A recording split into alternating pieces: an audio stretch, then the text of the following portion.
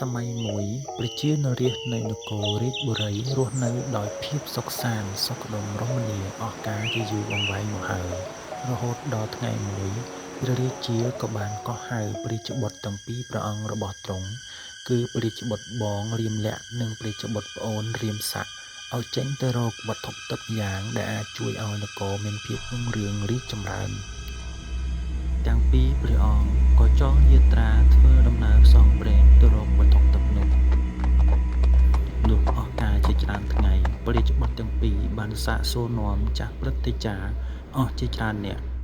ដោយមានការចង្អុលបង្ហាញពីចាស់ព្រឹទ្ធាចារ្យព្រះរាជបុត្រទាំងពីរក៏បានធ្វើដំណើរតាមទិសដៅយ៉ាងត្រឹមត្រូវ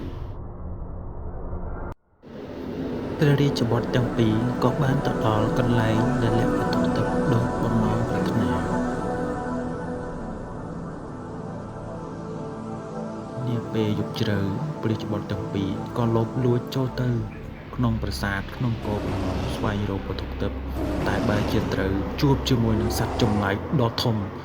ទាំងពីរព្រះអង្គក៏ព្យាយាមប្រយុទ្ធជាមួយនឹងសត្វចម្លែកនោះដែលធ្វើឲ្យម្ចាស់បងរងរបួសជាទម្ងន់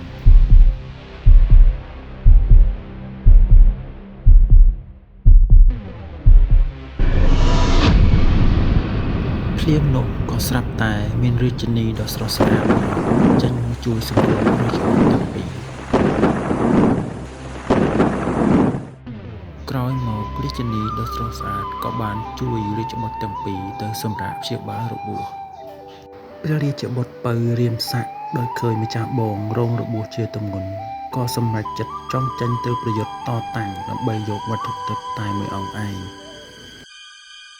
លុះធ្វើដំណើរមកដល់ខ្លងទ្វារប្រាសាទជាថ្មីព្រះអង្គក៏ត្រូវប្រឈមមុខជាមួយនឹងសត្វចម្លែកផ្សេងទៀត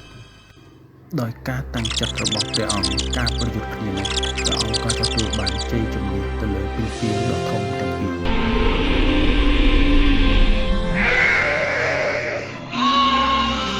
ទាំងខ្លួនប្រាណរងរបួសដោយការប្រយុទ្ធជាមួយនឹងពីពីទីបំផុតព្រះរាជបុត្រក៏បានមកដល់កន្លែងលាក់ទុកវត្ថុទិព្វ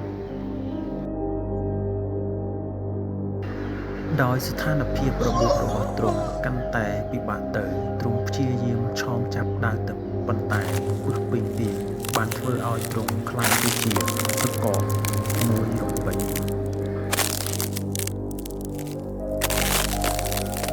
សូមអរគុណពុកម៉ែបងប្អូនសម្រាប់ការទស្សនាប្រសិនបើមានកំហុសឆ្គងដោយប្រការណាមួយសូមមេត្តាខន្តីអភ័យទោសសូមរងចាំទស្សនានៅពេលបន្ត